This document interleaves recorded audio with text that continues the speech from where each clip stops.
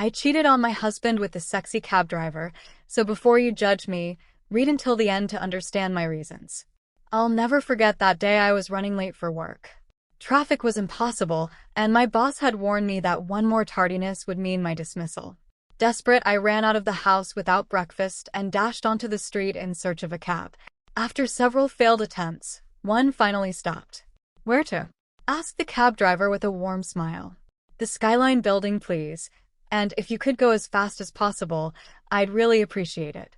I replied hurriedly. The driver nodded and started the vehicle. As he skillfully navigated through traffic, I noticed him in the rearview mirror. He was about 35, with dark, slightly messy hair and brown eyes that conveyed serenity. "I'm Jack." He introduced himself suddenly. "Looks like you're having a rough day." His voice was pleasant and comforting. For some reason, I felt I could trust him. "I'm Sarah," I responded. "And yeah, if I'm late today, I'll probably get fired." Jack nodded understandingly. "Don't worry, Sarah, I promise we'll get there on time." During the ride, we chatted animatedly. Jack had this ability to make me forget my worries. He told me he'd been a cab driver for 5 years and loved his job because it allowed him to meet all kinds of people. I told him about my job at an advertising agency and how stressful it could be. When we arrived at my destination, I looked at the clock and sighed with relief. I still had 5 minutes to spare. "Thank you so much, Jack. You've saved my day," I said as I searched for money in my purse. "It's been my pleasure, Sarah." He replied with a smile that quickened my pulse. Without thinking twice, I leaned forward and gave him a kiss on the cheek. It was an impulsive gesture, but at that moment, it seemed like the most natural thing in the world. Jack looked surprised, but not displeased. "Have a good day," I said goodbye before running towards the office. Throughout the workday, I couldn't get Jack out of my head. His smile, his voice, the way he made me feel. It was absurd, I knew. I had been married for 3 years to Tom, my high school sweetheart. We had a stable relationship, although lately things weren't going as well as I'd like to admit. The following days passed normally, but every time I saw a cab pass by on the street, I couldn't help but look for Jack's face. A week later, I made an impulsive decision. I called the cab company and asked about him, making up a story about leaving something in his car. To my surprise and delight, I got his phone number. That same afternoon, with my heart racing, I sent him a message. "Hi Jack, it's Sarah, the girl you took to the Skyline building last week. I was wondering if you'd like to grab a coffee sometime." The response came almost immediately. "Hi Sarah, of course I remember you. I'd love to have that coffee. How about tomorrow afternoon? We met at a cafe near my work." When I arrived, Jack was already there, with his characteristic smile. We talked for hours as if we'd known each other all our lives. He told me about his passion for photography, his dream of traveling the world capturing unique moments. I told him about my love for painting, something I had set aside since I got married. From that day on, we started seeing each other regularly, always with the excuse of having a coffee or taking a walk in the park. Each encounter intensified my feelings for him. Jack was attentive, fun, and made me feel alive in a way I hadn't experienced in a long time. One day, as we were walking in the park, the tension between us became unbearable. We looked into each other's eyes, and without a word, we kissed. It was a passionate kiss, full of pent-up desire. When we separated, we both knew we had crossed a line from which was no turning back.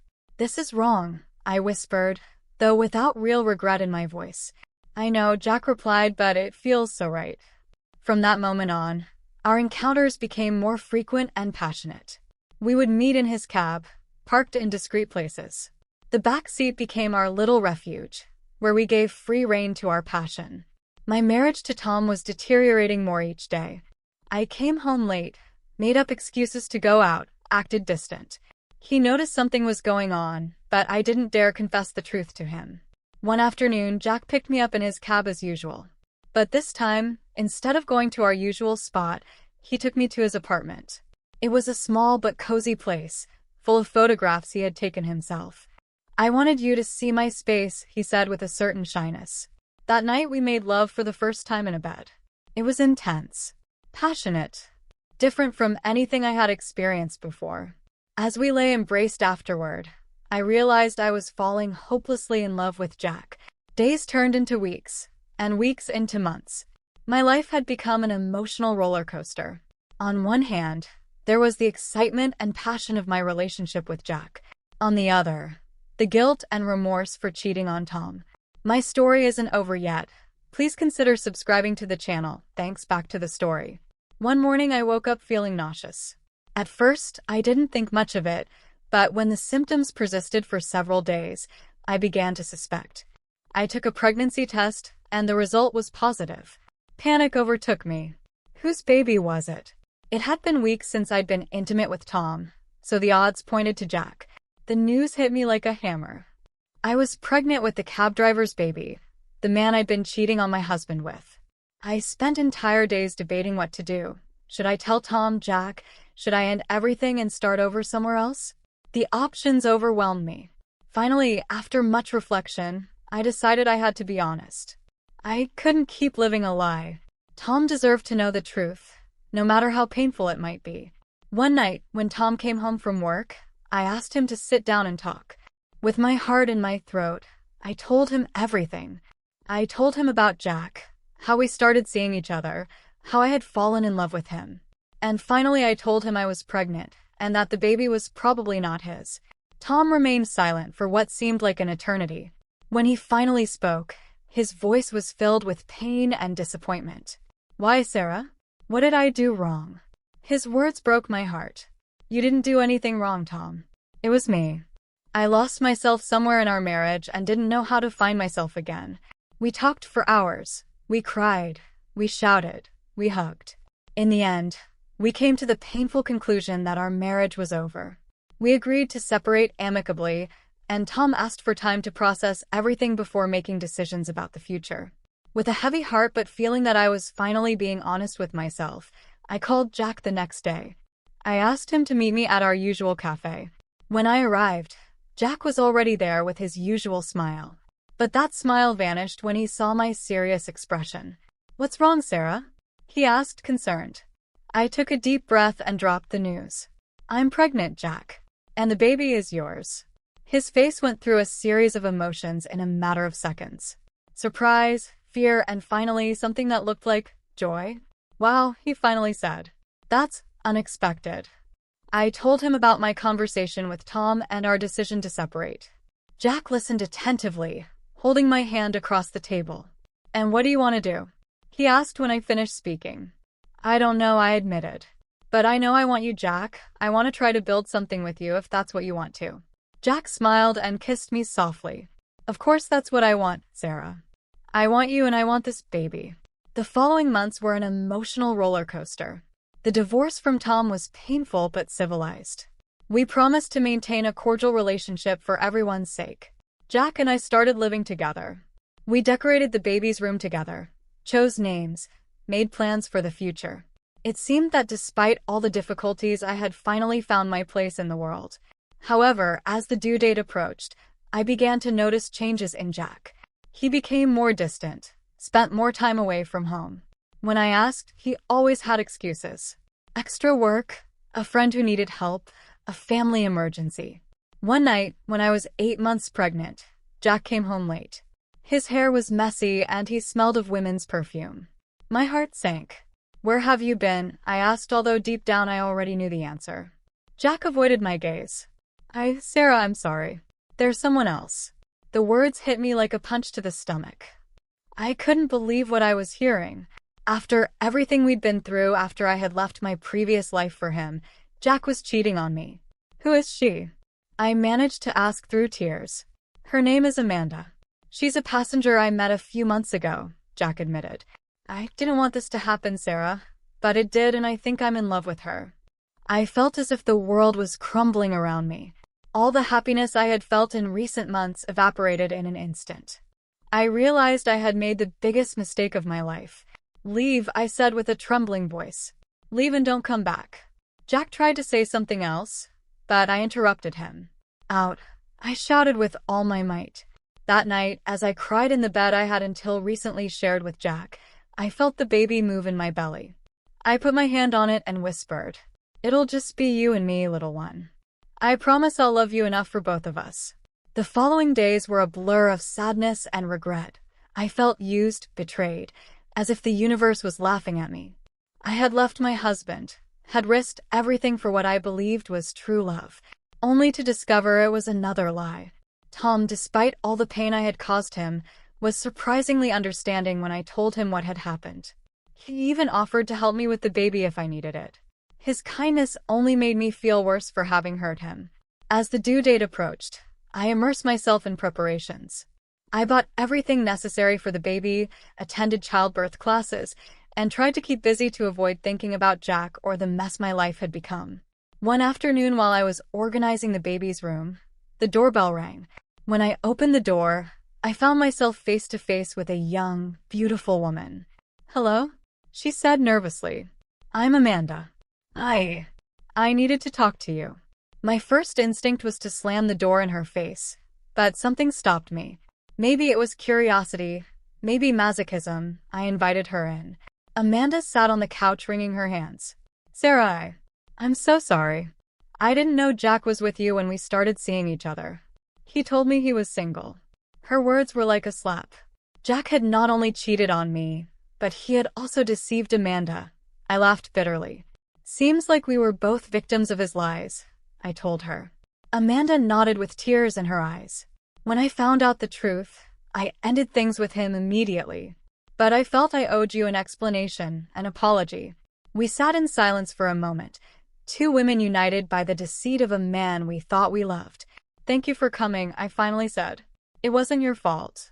Amanda left shortly after, leaving me with a strange sense of closure. I was no longer angry with her. All my anger was directed at Jack and at myself for having been so naive. 2 weeks later, I went into labor. It was long and painful, but when I finally held my daughter in my arms, all the pain and anguish of the past few months vanished. She was perfect, with a tuft of dark hair and the same brown eyes as her father. I named her Hope, because that's what she represented for me. The hope of a new beginning, of a better future. As I held my daughter in the hospital room, I reflected on the journey that had brought me to this moment. I had made mistakes, I had hurt people who loved me, and I had been hurt in turn. But looking at Hope, I knew that all of it had been worth it if it had brought me to her. The first few months with Hope were exhausting but wonderful. Every smile, every little achievement was a source of infinite joy. I immersed myself completely in motherhood, leaving behind the pain of the past. Jack tried to contact me several times after Hope's birth. As Hope grew, so did I. I learned to forgive myself for past mistakes. I understood that love can take many forms, and that sometimes second chances come from where you least expect them. One day, when Hope was almost a year old, I received an unexpected call. It was Jack. "Sarah," he said, his voice charged with emotion. "I know I have no right to ask you anything, but could I meet Hope? I understand if you say no, but I had to try." I remained silent for a moment, weighing my options. Part of me wanted to refuse, to keep Jack out of our lives forever. But another part, the part that had matured and grown in the last year, knew that Hope deserved to know her father, regardless of what had happened between us. "Okay," I finally said. "We can meet at the park this Saturday." At that moment, I saw a glimpse of the man I had fallen in love with. And I felt a pang of nostalgia for what could have been. After that day, Jack became a constant presence in Hope's life. He wasn't the full-time father I had once imagined, but he made an effort to be present in important moments. Over time, I managed to forgive Jack. Not for him, but for myself and for Hope. I understood that holding grudges would only hurt me and my daughter. Tom continued to be an invaluable support. His friendship became one of the pillars of my life, and he helped me rediscover parts of myself that I had forgotten. Little by little, I started painting again, finding in art a way to process everything I had lived through.